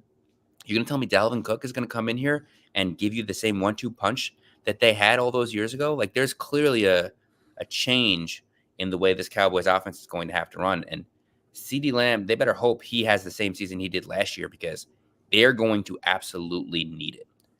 So I don't think they get past Green Bay. I think Green Bay is the first wildcard team to win in the NFC. And then my 4-5 matchup is the Battle of the Birds with the Eagles and the Falcons. And this is a closer matchup than I think everyone is going to realize. It's going to be high scoring. It's going to be exciting. But I do think that the Falcons end up winning. I was all the way up on the Eagles taking this matchup. And just the more I think about it, the less I think that they are going to take that major step forward this year that everyone is expecting them to. And it's not for a lack of skill. And I don't think it's like a choke thing. I just think it's just not their year. I'm not getting that vibe from them this year. I don't know what it is. It's an intangible thing in my mind, but I don't see it. So we're going to have the Falcons taking on the Detroit Lions and the 49ers taking on the Falcons. And I'm going to go right back to chalk, guys. I'm going to go 49ers, Detroit, Super Bowl, NFC Championship game. And I think that until you prove otherwise, these are clearly the two best teams in the NFC. And I know I keep saying that. I really do. But give me some more complete teams. Give me some teams that you would rather avoid. Honestly. I'm with you. I think these are the two. These are the two guys. So the question is, can Detroit take that step? And if the 49ers continue to dominate, can they take the step in the Super Bowl? And you know what? There's only so many times you could make a Super Bowl and lose before you have to give someone else a chance. I'm gonna make it a Detroit, Kansas City Super Bowl, as per Rick's suggestion last year. I did suggest that, yeah. Yes. And this is going to be a matchup for the ages, because as much as you want to say one team matches up well with the other, I don't think these teams match up with each other. I think both of these teams are going to throw the ball over the top. Kansas City has a slight edge in the secondary, but Detroit has a slight edge in the rush game and the pass rush. And you're going to see a lot of points. You're going to see a lot of turnovers in one of the more exciting Super Bowls that we've ever seen. And in true fashion, in true Detroit fashion, they're going to drop it right at the very end. They are going to not make it into the end zone. And the Chiefs will stop a surging Detroit and win their 4th Super Bowl. Is it going to be 1 yard away like in the Titans and Rams Super Bowl? It's going to be close. I think they're going to be driving down the field and somebody fumbles it. I don't want to put the kibosh on anyone. I'm not going to choose a player. I'm just saying there's going to be some sort of turnover at the end of the game, and Detroit is going to come so close and yet still be so far. Fair enough. So, Justin has the Kansas City Chiefs three-peating. Will Rick and I have that fate? I'll go first. So my AFC Championship game, of course, is the Kansas City Chiefs and the Miami Dolphins. And, Tyreek Hill made it a point, boys. When he left Kansas City, he wants to build something in Miami. And they are going to build something in Miami. He's building a damn orphanage in Miami at this point. Yeah, well, yeah. But Tyreek Hill will build something else in Miami. A reminder that when you come at the king, you best not miss. And the Dolphins will miss, and the Kansas City Chiefs will defeat them in Miami, proving that it takes more than home field advantage to defeat Patrick Mahomes, Andy Reid, and Travis Kelce. And the Kansas City Chiefs will return to the Super Bowl. They proved that last year. Why you got to interrupt my stories? I didn't interrupt yours. I'm sorry. I supported your stories, dang it. Yeah. All right, so now you can't choose them as a 4 seed. That's why. Out of my sales. I have the Chiefs defeating the Miami Dolphins to make it back to the Super Bowl. See, I had spice to the postseason. Like you boring. Anyways, I have the Niners and the Lions for my NFC Championship game, of course. And you know what? Like Rick said, well, Rick didn't say this exactly, but time, it moves in an infinite circle, I think, in some way, shape, or form.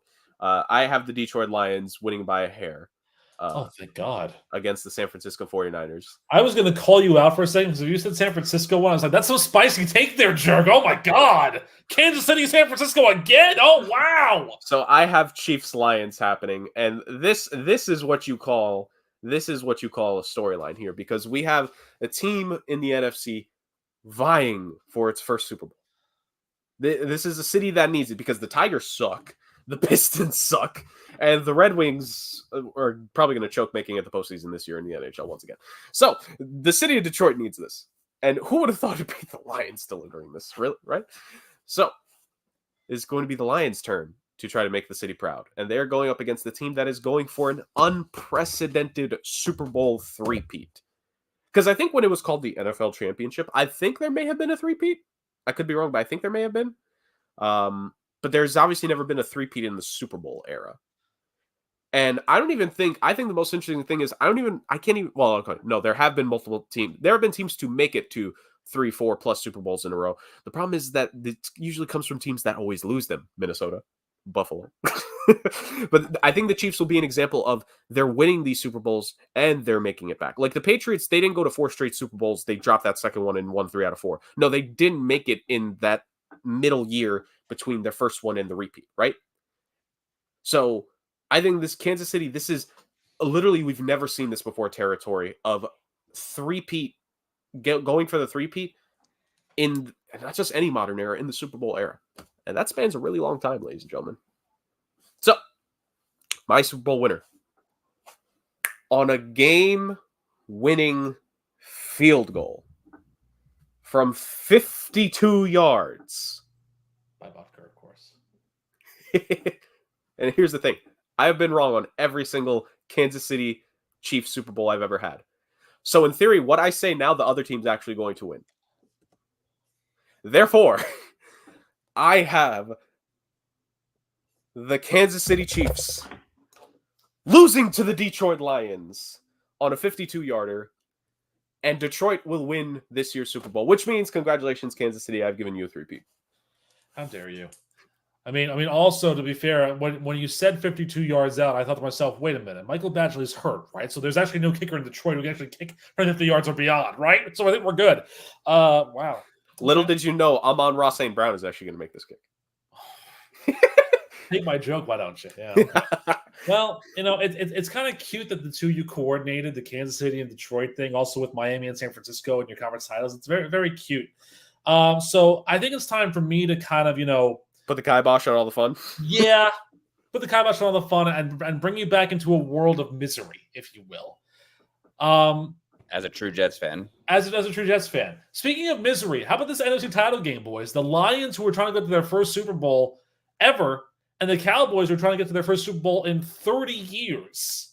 I mean, I think modern day NFL fans would like the matchup initially, but then hate the history and be like, why is it Kansas City versus Dallas again? Well, it's not going to be Kansas City versus Dallas again, boys. It will be Dallas, though. Dallas will knock off Detroit. I have the Cowboys going to the Super Bowl this year, finally avenging those demons. Look, something gets in the way of Detroit every time. Let's say another year until we'll get in their way this time around. And it'll be the Cowboys who are trying to, get to the spot we're trying to get to. And their opponent on the other side of the field, an interesting one, because we're in the Caesar Superdome in New Orleans, Louisiana, and it'll be the Battle of Texas as the Texans take down the Chiefs, and they will get to the Super Bowl. Because who doesn't love this story, gentlemen? That back in 2002, or in 1998 rather, that the Houston Oilers left for the greener pastures of Tennessee. And the state of Texas, this large state of Texas, was one NFL team. And then from out of nowhere, they said, let's bring football back to Houston and call them the Houston Texans. And they suffered. And they suffered through terrible years and terrible coaches and terrible moments. And TJ Yates, of all people, to get back to this point. And who wouldn't love seeing the little brother stick it to the big brother once again? Because the run that this team is going to go on is going to supersede everything you could have ever expected. So you know what? They were my 1 seed, but give me their Super Bowl championship. The Houston Texans win over the Dallas Cowboys. Further that misery of Jerry Jones and America's team. It is Texans time. It is CJ Stroud time. Joe Mixon didn't have to stay in Cincy to win a Super Bowl. He goes to Houston, and in 1 year, he gets the game-winning touchdown.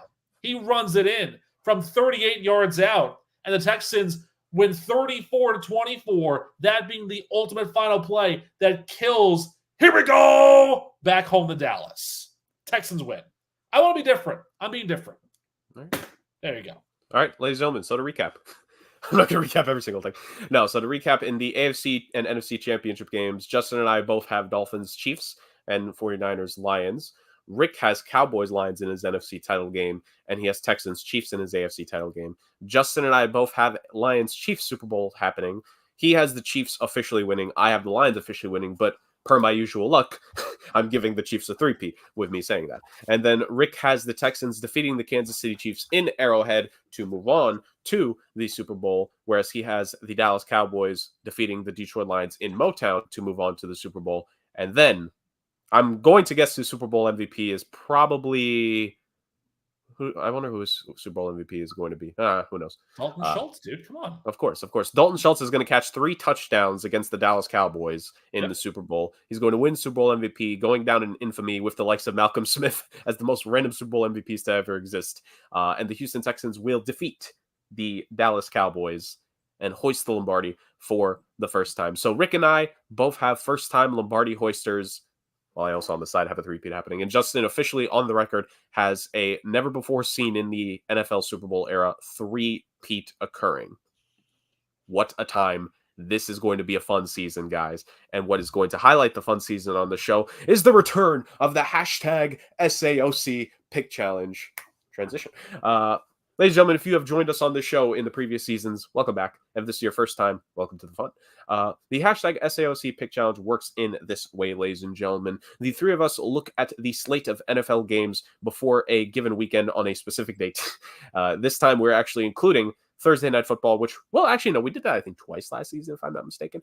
We typically don't. We usually record after Thursdays, but, scheduling and semantics. But the way this challenge works is that the three of us are going to go through the NFL schedule, and we make picks in a serpentine draft order with games at 4-point values to 1-point value. 4 points, of course, is the result we're the most confident in. 1 point is the result that we are the least confident in. All three of us must pick at least one upset pick in our 4 games, and the lowest point total that can be allocated towards an upset pick must be your 2-pointer, or the lowest it can go is the 2-pointer. So it cannot just be 3 regular games and the one upset being the 1-pointer. That is not how it works. Of course, you could pick multiple upsets in a given week, which the Podfather, I think, is the all-time record holder of most upsets chosen, both in a season and in a career at this point in the hashtag SAOC Pick Challenge. Yep. We can go for a tie if we want to be bold little boys, but the tie must be used with your 4-point pick, but as a consolation, the 4 points gets upgraded to a 5-point. So that's how it is. And of course, as I mentioned, we're basing this off of favorites and upsets, etc. And those lines are brought to us by our friends at ESPN Bet. Thank you. And with that being said, I think I've listed all the rules that the people need to know about. Guys, let's get into it. So in the previous seasons, we've done this. Also, the scheduling is a little bit different, but we've typically done this before the Thursday night game because we were very confident that we would record again after the Thursday night game, which is usually the first game, and before the start of the season. Now, that's not the case this year. It's just because our schedules are so crazy. So this time, I'm mainly saying that for myself probably more than anyone, not even to Justin. Justin's been the domestic travel man of mystery over the last month and a half. He's just been going around several parts of the U.S. So that being said, we are going to include all 16 games in the pick challenge in this first week. I think, that is definitely the first time we've done that in the first week. We've had 16 in the past, we've used the Thursday night game to determine who is going to pick order. Correct. Yeah. Yes. First. Not this time. And also, it's kind of weird because there's a Friday night game as well. So it's like, that kind of threw off the idea of that because the Friday game in Brazil kind of just threw off the whole thing. Exactly. Yeah. So thanks, NFL. Yeah. So with that being said, there is 16 picks to make. Now I know everyone is confused. Be like, wait, you said it's only 4 picks for each of you. Doing our simple Steiner mathematics, there's 3 of us on screen, but now there's 4. Because, ladies and gentlemen, we had Sandoval in year 1. We had a Pirate in year 2, and he did terrible. We have a new one this year. So, Rick, even though, for people that could keep up with the show on a weekly basis, which if you do, what aphrodisiacs are you taking to get through these episodes? But they probably seen the new mascot at least once because I think video bombed an episode. We introed him once before, yeah. Meet Justin's worst nightmare. This is Utah the Gopher, who's going to absolutely destroy him in the pick challenge this year. By picking once a week and winning every single time and getting 11 points every single goddamn week. But this time he gets 4 picks all on his own. Yeah. Of course, he's just going to get the 4 remaining games that the 3 of us don't end up picking. Exactly. So that's how it's going to go. So paper towels just fell near me. So the 3 of us are going to pick. Now, as Justin had mentioned, we normally use the Thursday night game to decide the pick order. What are we going to do this time? Kind of simple, actually. We are going to go based off of the end of last season's pick challenge standing. So I was in 3rd place. Therefore, I will be picking first this time. Justin was in 2nd. So he finishes with the middle pick. And last year's reigning, defending, hashtag SAOC pick challenge winner, the champion, the Podfather from last year. My trophy is in Connecticut right now, but I am the inaugural champion. Kill the chicken! So the story is as follows. The inaugural champion who finished 3rd is gunning to take back his crown. We have a chance at another chance, once again, at the first repeat champion in hashtag SAOC history. And of course, the man, the myth, the legend himself. He doesn't have stupid blonde hair. He doesn't have a stupid neck tattoo. But this man wants to finish his story. I mean, we have Justin Cody Rhodes Zucker here. Yep. Going for it all this year. Will he get? And this is the best part. He's made it to the championship final week every single time, ladies and gentlemen. So, that being said, the road to the 2024 #SAOC Pick Challenge Championship starts now. I have the first pick. Honestly, I gotta say, it's a little bit tough looking at it at first because I'm actually a little bit less confident in this slate of games than I think I've been the last 2 years. I think the last 2 years I was way more confident in my 4 and 3 point picks, whether they went through or not is a different story. But I think the last 2 years I was actually more confident in the weekly picks early in the season. I think this year is a little bit more of a rougher stretch. I think there's a lot of like close 50-50 games we could see here. But I'm just going to go with I hope is a relatively safe one. I'm going to go with my guys. I hope they can have a really good year this year. I'm rooting for them again. I'm going to go with the Cincinnati Bengals over the Patriots for my 4-point pick in week 1. That's the one game that I think everyone's like, yeah, that's it. Yeah, that's the biggest upset on the board. That's a -9 right now for the Bengals. So that's the biggest upset, not biggest upset, biggest spread on the board for the Bengals to be the favorites of. So, yeah. Justin. Well, I was hoping you weren't going to pick that game because there's a few games that I am wanting to pick, but not as confident in. I am going to go with the Bears over the Titans. I think that the Titans are the weakest looking team in that matchup. I think that the other matchups are just a little too uneasy. So, Chicago. Like it. Chicago. I mean, I will say Bears Titans was like in my top 3 games I was thinking for my 4-pointer, it was one of those top 3. So Oh yeah. Well, after I've extolled the virtues and values of one of these teams, let's knock them back a few pegs here and there. My 4-point pick is not an upset, but it's a game that I did mention was going to happen when we were talking about these divisions. And I said, I will, as long as this game holds, I will pick this game on 4-pointer. Give me the Browns over the Cowboys at 4 points. That Browns defense is nightmarish, and it's going to take the Cowboys a little bit to kind of get into the fold of everything. So I'll take that one for my 4-pointer, and we'll see what happens there. And for 3 points, I'm feeling a little frisky. I'm feeling a little upset here, gentlemen, for 3-pointers. You know, I do like picking the 3-point upsets. And I mentioned this too. I said if this game holds true, I'll pick this as my upset as well. Let's go down to Brazil and give me the Packers over the Eagles at 3 points here. Wow. I think here's the thing. Packers showed last year they're a very solid team. The Eagles, we don't know a lot about. We know that they have these pieces, but we don't know how the vibes are. And I feel like a Packers team that's playing loosey-goosey still, even though they're a threat, they're not really a full threat. The Eagles have a lot more pressure on them. So I think the Packers can come out and play this game very loose, win some fans over in Brazil, and they will take this one. So 3-point upset for me, Packers over the Eagles in the land of the Corinthians. Okay. All right. I have a 3-point pick now, and there's a few games that I am pretty torn on, but I think I'm gonna let ESPN do my choosing for me, and I'm going to take the next biggest spread that I see on the board, and I'm going to choose the Bills over the Cardinals. I like the Cardinals this year, but I think that they're going to take some time to put it together. They're a young team. The Bills still have a solid quarterback. I'm excited to see Keon Coleman take the field for them. I think Curtis Samuel will be a good fit as a number 2 receiver there. And I think you're going to see a different Bills team take the field because a lot of talk is happening about Buffalo, and they're hearing it. So in true Buffalo fashion, as they have done the last 3 years, they're going to come out and they're going to try and make a statement week 1. Okay. All right. Give me a 3-point upset for my pick. I don't understand. Well, I can kind of understand why this team is a favorite, but look, these are bad quarterbacks on both sides. But I'm going to give a slight edge to the other team here. I'm going to give a slight edge to the home team. Give me the New York Football Giants over the Minnesota Vikings for my 3-point upset pick. The Vikings are favored by a -1.5 point spread. Makes sense. I'm gonna give it to the Giants. I think the new look offense. Well, not with the quarterback, but in other places, I think the new look offense will be enough. I'm just not a fan of this Vikings defense, man.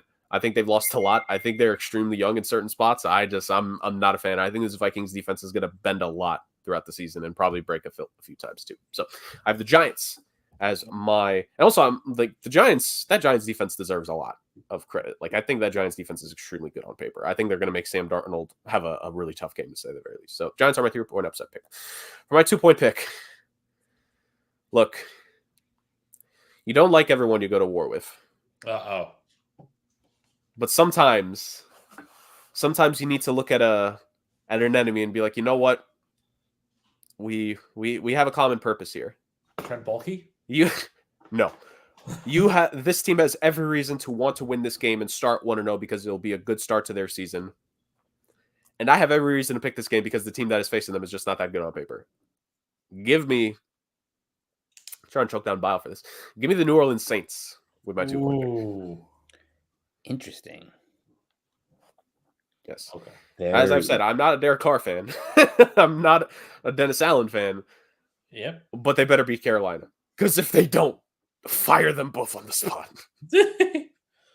Now, I have 2 games that I'm interested in my upset, but one of them is just calling my name. And I don't really have a ton of facts and statistics to back it up. It's a game that's calling out to me.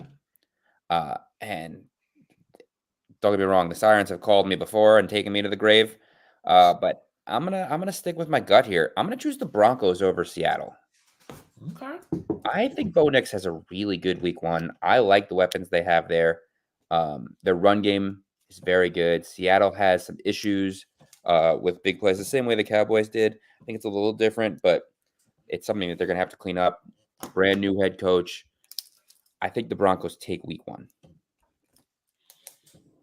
I think that's fair. I think that's a solid enough choice there. I think I mean I had that too as an upset potential for me. So I think I like that as well on that end too. But yeah, it's one of those games that like, it calls to you just because, it's interesting. But I like it would call to me even more if it was in yeah. Denver. Yeah. But even still, I like it. Yeah. So it's interesting now that we're down at 2 because the games that are here at 2, like there are 2 specific ones that I have in mind that I think could be because every other one seems like there's a trap somewhere. I think that if you want to start off on the right foot, you've got to win your opener. You've got to get set on that end. So at 2, I'm going to take Atlanta to knock off Pittsburgh. I think, for me, I feel like that's a game. If Kirk Cousins wants to get started on the right foot, this Falcons team wants to have those championship aspirations, I think this is the game for them. And the Steelers, good defense, but that offense is a lot of questions on that offense, especially now that they don't have Ayuk because they weren't able to get him. You're back to George Pickens year 1, and we'll see what happens there. And now we get to the 1-pointers. And the 1-pointers, as you know, gentlemen, I like to say, are kind of throwaways. Like, they're there for a reason, but not really anything specific or major. So I feel like for a 1-pointer for me this week and just kick off the year, I want to do something that's a little bit on brand, if you will. And so in my personal picks for this week, I have 1 upset remaining. And so I'm going to take this 1 upset remaining because I believe that, much like I said, if you want to come out swinging, you're going to win your first game. Well, I think that's going to happen to the team that is not expecting to win this first game. And so I am going to sprinkle a little bit of Minshew magic of my 1-point pick and take the Raiders over the Chargers because I think it's going to take another week for Jim Harbaugh's offense to really get set. And I also really believe that this Raiders defense, like Crosby and Diablo, will get to Justin Herbert. I think Joe Alt's going to have a rough first game with the speed of these guys coming in. So give me the Raiders and a mild upset over the Chargers. I was afraid of that game too because I really wanted to pick the Chargers, but I also was thinking there's no secondary for the Chargers still. Yeah. Yep. So there's some decent receivers over there. Now they have Brock Bowers, DeAndre's still there, Devontae, sorry. So that's gonna be good. I'm gonna take the best team in my mind still available in a divisional round rematch, and that is going to be the Detroit Lions over the Los Angeles Rams. Yeah. Simple to the point. Yeah. All right. I have a fair few games here on the docket. 5 to be exact. First off, I find it funny that Texans Colts is available. Justin's staying away from that one. I am. I like that matchup. That's going to be a good game, especially with a healthy AR. If you remember last year, that was an exciting game to end the year to determine who the 7 seed was. It was. It was Colts. It was either going to be the Colts or it was going to be the Texans, and it came down to the wire. Yeah, I was more so making now there's a new quarterback there. I was more so making a year one pick challenge, Joe. Did either of you pick anything from Ravens Chiefs? Nope. No, right? So Ravens Chiefs is remaining. So is Colts Texans, Dolphins Jaguars, Bucks Redskins, and Niners Jets. Give me the red double upset on my plate. I think I rarely pick 2 upsets in one. Ravens over the Chiefs. Ooh, we're feeling frisky. This first one. No, because I think if the Chiefs, it goes back and forth between how they do in week 1. They're either going to drop it like they did against the Lions last year, or they're going to score 5 touchdowns that Patrick Mahomes did against the Cardinals a couple years back. That's so true. The Ravens are not the Cardinals.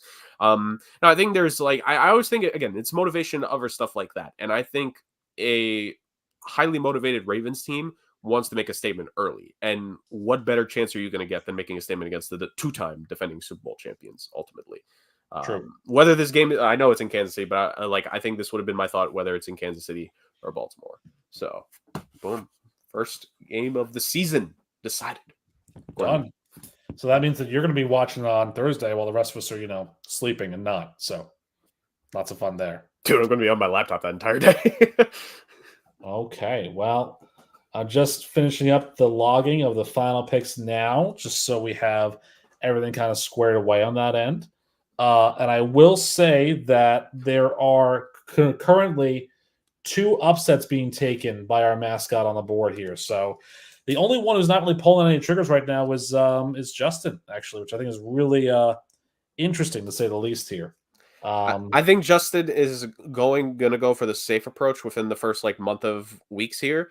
And then he's going to start to get some more upsets in, as the season continues. I think so. I think that's an interesting play there. And you know what? That's fair. Why not? Justin is trying to do that CFB 25 recruiting strategy.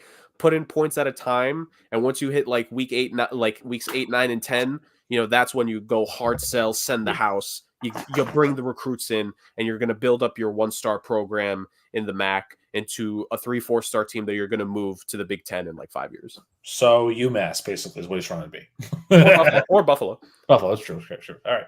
So picks are in for our friend over here. Let me get him back on screen so we can, wow you with his. He looks really angry. I don't even know what the deal is here. So Goff over here, Utah. 4-pointer is the Texans over the Colts. He'll go with that one. 3-point upset. He's taking the Jaguars over the Dolphins in a 3-pointer surprise there. 2-point upset. Monday night, Jets over San Francisco. That's enticing. And then 1-pointer, not an upset, Buccaneers over the Redskins. He's still calling them the Redskins. I don't know why. I told him it's the Commanders, but he's not listening to me. So none of your mascots care about proper names. They don't. They really don't. And then, you'd think that I would try and find more friendly, chivalrous. No, they don't care about any of that sort of stuff. So yeah. So I will recap because I have it all written down here. And we'll go with our 3rd place finisher from last year first. That would be Jurg. 4-point pick is Cincinnati over New England. 3-point upset is the Giants over the Vikings. 2 points, Saints over the Panthers. Good thing you picked that one because I had the Panthers winning that game because, chaos. And 1 point, Ravens over the Chiefs and a mild upset there. For Justin, Chicago over Tennessee at 4 points, meaning Caleb Williams wins start number 1 of the season for Justin there. Buffalo over Arizona at 3. The Denver over Seattle upset at 2. And Detroit over the Rams on Sunday night at 1. I think all four of us, by the way, have an outside of the Sunday window games because Jurg, you got the Thursday, I've got the Friday, Justin has the Sunday night game, and Utah has the Monday game. Myself, Cleveland over Dallas at 4, Green Bay over Philadelphia, an upset at 3, Atlanta over Pittsburgh at 2, and Vegas over the Chargers at 1 in an upset. And Justin, since you just got back, the picks for the Utah, Houston over Indy at 4, Jacksonville over Miami at 3, Jets over the Niners at 2, and Tampa Bay over Washington at 1. And that, my friends, is week 1 in the books. Yes. Week 1 of the hashtag SAOC pick challenge has been made. Can't wait to see that and cannot wait to see another full season of football action, boys. This was a fantastic episode, and we have now reached the crescendo. The end is here. As always, Podfather, take us home. Oh, yep. All right, here we go. Number 3 for me. I want to take us down to Australia for the bronze medal spot in our podium here. There is a new law that has been enacted in Australia, and the rant is not going to be about this is a bad law. It's actually a very good law, but it's a law that it's like, why do we have to establish this as a law? You know, why is this a thing that needs to be set in stone, if you will? So Australia has a brand new law on the books that says that employers are now no longer allowed, and they are forbidden basically, to contact their employees after work hours have concluded. Good on you, Australia. I'll move to you in a heartbeat. You're number 1 in my book, but like, why does this have to be a law? Why can't we just have this be a thing that everybody knows? Like, I'm sorry. It's a holiday weekend. I am not interested in an email on a Saturday or a Sunday when what I'm doing is more important to me and my mental health than dealing with any after-hours work nonsense that can wait until I get back to work on Tuesday. Because realistically, what deals are being made in the corporate world today on Labor Day? Nothing. You know, what deals get made on Sunday? If you're on a golf course, maybe. But if you're not on the golf course, don't email me. I'm not interested in talking to you until I get back into the office on Tuesday. And even then, it's a stretch. Let's be honest here. Maybe I don't want to talk to you on Tuesday when I get back to the office anyways. Number 2 for me, this has kind of been really like reeling in my head a little bit. And it's a while back, but I want to bring it up now because it's something that just came back into my mind. And 2, I have nothing really else to really talk about. So, Hershey's Kisses. During Valentine's Day, they had a bag that was all dedicated to the Peanuts characters of Charles Schultz. So, you know, you think about Charlie Brown and Snoopy and all of that sort of thing. Let me ask you a question here. How come Linus and Sally get their own individual Hershey's Kiss wrappers? If we're going to talk the narrative of Sally loving Linus, put them on the same wrapper and have him be completely disgusted at being on the wrapper with the sweet Babu. Like, just the marketing of that is so ridiculous. And also, I think Snoopy and Woodstock share a wrapper. Like, really? Snoopy sharing with somebody else? Come on. What are we doing, Hershey's? Why are we subjugating our dog, who's the most beloved mascot of that group, to, quite frankly, the most useless character in the Peanuts franchise? Woodstock is a joke. I'm sorry. No one understands what you're saying. You're not a cute bird. I'm sorry. Go away, Woodstock. And number 1 for me on the rant podium. And this is a rant podium first, in that it's a rant about something that's actually a very good thing. Like, not like the Australia thing, but this is a good thing. I don't play a lot of mobile games, like mobile phone games. I do, however, find myself going back to Retro Bowl every so often, Retro Bowl College particularly. But I picked up Retro Bowl, the Pro version. Why does the Retro Bowl theme have to go so hard and be so damn good? It's an 8-bit theme, and it's the greatest piece of music since Soak Up the Sun by Sheryl Crow or whatever. Like, music started sucking in 2010, and it's gone downhill from there. But this song just brings me back to, like, I want to put this in my car. If it wasn't 8-bit and would make me go crazy, put this on my car playlist and just drive forever with it. It is such a good theme for a mobile game. And again, it's 8-bit. There's no words. This goes on my top three soundtrack music pieces from video games that I played in my lifetime. This is number 3 on my books here. Number 2, there's a song I can't remember. I think it's called like 8 Minutes from the Arena Football video game. That's just like guitar, and it hits so hard, and it's phenomenal. And number 1, David Robidoux, Thunder, NASCAR Chase with the Cup of 5. Such a good song. Love it. Like, I miss that part of video games where the music was either really good instrumentals or like off the beaten path, like rock or anything like that. Like, the MVP college baseball soundtrack doesn't have to go as hard as it does with Hawthorne Heights and the audition and all that. Great.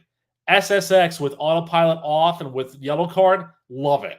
Can't get enough of it. NHL 06, Bulletproof Skin by Distorted is in my playlist. I love that song. The opening intro is great, but this Retro Bowl theme, you did not have to go as hard as you did, but thank you for doing so because I love it so much. And the rest of your music can go in the damn trash can because it's terrible.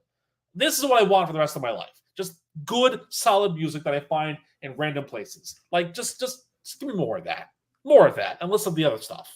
Don't care about you, Lizzo or Adele. Get out of here. Yep. No one also cares about Duncan because we know they suck. Oh, yeah. And also Adam Rank. Jurg, it's funny you bring that up because I remember last year at this exact show where I told you that I was heading to a family function and they requested that I bring Duncan Munchkins. And begrudgingly, I walked into a Duncan, hat in hand, head down, and was like, "Buy some Munchkins, please. Here you go. Thanks." So now, if we're going back to that thing again, I am finding a Tim Hortons, and I am going to get Timbits instead. They are the superior Munchkin.